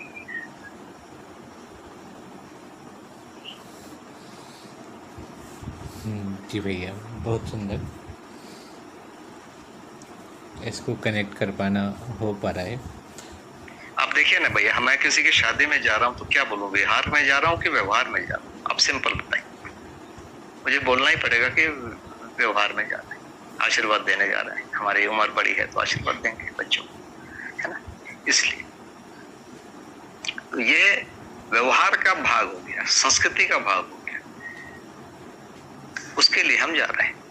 तो मुख्य हमारा उद्देश्य जीवन की तृप्ति ही है। और वहां जो गाना बज रहा है वो उसके लिए, दूसरों के मन बने उसके लिए। अभी तो कुछ भी गाने चलते हैं, है ना। अभी परंपरा की आप शादी को सुनेंगे ना, उसमें गाली गलौज होती है, पता है कि नहीं आपको? जी भैया। दोनों पक्ष एक दूसरे को गाली देते हैं। मैंने कई जगह देखा है इसको। जी बिल्कुल भैया।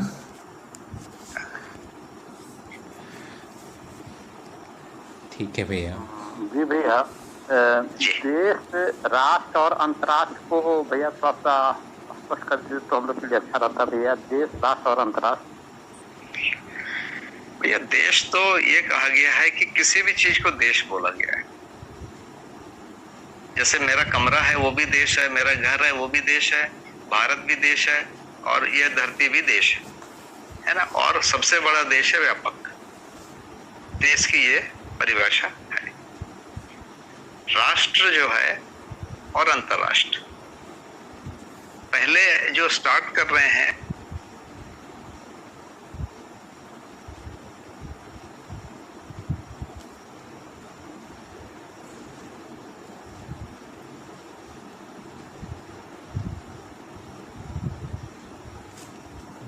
हेलो जी भैया, अभी आवाज आ रही है। जी तो एकदम शुरू में कोई व्यक्ति जब जुड़ता है तो अपने पुराने ही इसमें रहता है मापदंडों में। तो व्यक्ति, परिवार, समाज, राष्ट्र, अंतर्राष्ट्रीय, इस ढंग से उसके लिए भाषा लिखी गई। उसके लिए समाज का मतलब समाज नहीं है, समुदाय को ही वो समाज कहता है। धीरे धीरे वो जब उसमें घुसता जाता है तो उनको पता चल जाता है कि समुदाय अलग है, समाज अलग है, समाज मैंने अखंड समाज ही है। और वैसे ही आगे जाके राष्ट्र और अंतर्राष्ट्र एक ही हो गया है। तो राष्ट्र कह रहे हैं पूरी धरती को, जहाँ चारों अवस्था समेत राष्ट्र कह रहे हैं। मिट्टी, पत्थर, हवा, पानी, ये सब मिला के राष्ट्र हुआ। तो ये संविधान में आते आते तक ये सारी चीजों को एक कर दिया गया। उसके पहले मानसिकता बनाने के क्रम में बाबा जी ने जो ट्रेडिशनल जो है उसका प्रयोग किया है शुरू में, समाज, परिवार, और धीरे धीरे बाद में जाके उसको ठीक कर दिया। तो अंतिम जो अपन पहुंचेंगे संविधान के जगह पर, तो वहां पूरा विश्व जो है एक राष्ट्र है।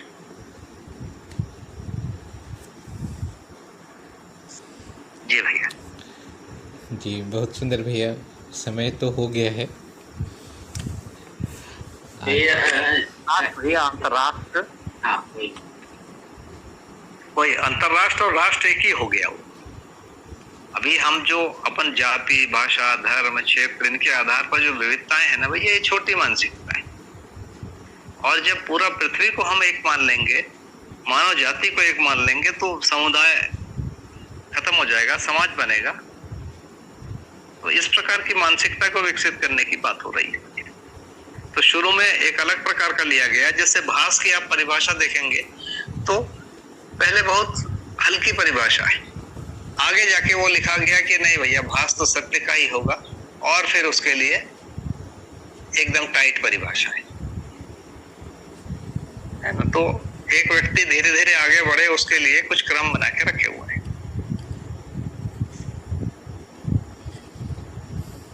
जी भैया, मैं समझ रहा था कि पृथ्वी जैसा ही धरती और भी ब्रह्मांड में होंगी अस्तित्व में, उसको अंतर्राष्ट्र के रूप में समझ रहा था भैया। नहीं भैया, मानव उसके लिए अभी तक तो जो है, और अभी हमारे पास जो प्रेजेंट ये है गति है, उसके हिसाब से इस ब्रह्मांड से, इस सोलर सिस्टम से बाहर निकलने में हमको 50 साल लगेगा।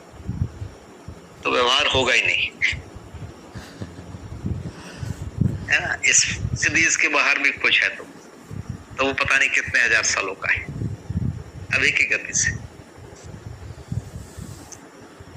बिल्कुल भैया, स्पष्ट हो गया भैया। जी ठीक है भैया। संदीप भैया आप कुछ कह रहे थे? हाँ, मैंने भैया की बात को मैं कह रहा था कि राष्ट्र यदि धरती को कह रहे हैं 4 अवस्थाओं की इस व्यवस्था को, तो अंतरराष्ट्र कहीं दूसरी धरतियों के बारे में एक कल्पना तो जाती ही है। तो भैया स्पष्ट कर दिया। हाँ भैया, ऐसा कोई भी संदर्भ नहीं है मध्यस्थ दर्शन की वाङ्मय में, है ना भैया? मेरे को तो कहीं याद नहीं आता। एक बार शुरू में संदेश में लिखा है, अनंत ब्रह्मांडों में से एक ब्रह्मांड के अंगभूत इस पृथ्वी पर पाए जाने वाले मानव अत्यंत सौभाग्यशाली, क्योंकि उनको विकास और ह्रास का अध्ययन करने का अवसर है। इसलिए बाकी कहीं ऐसा है नहीं। जी बिल्कुल भैया, जो मानव व्यवहार दर्शन के प्रारंभ में है, बिल्कुल संदेश में। जी भैया। तो समय तो हो गया है भैया, अगर किन्हीं ठीक है भैया, लेकिन हम लोग तो ये भी कहीं पसंद में आता है भैया कि पृथ्वी जैसा ही अन्य कहीं धरती होगी जहाँ की जागृत परंपरा होगी। हमें भले पता नहीं है, लेकिन ऐसा भी संभावना बनता है कि जागृत परंपरा और अन्य धरती पर होगी। बिल्कुल होगी ना, बिल्कुल होगी भाई। एक जगह है तो कहीं ना कहीं और भी होगा। अस्तित्व तो बहुत ही बड़ा है। बहुत बड़ा क्या मतलब है, भाई है, सब जगह तो है। ऐसे अनंत धरतियां होंगी भैया।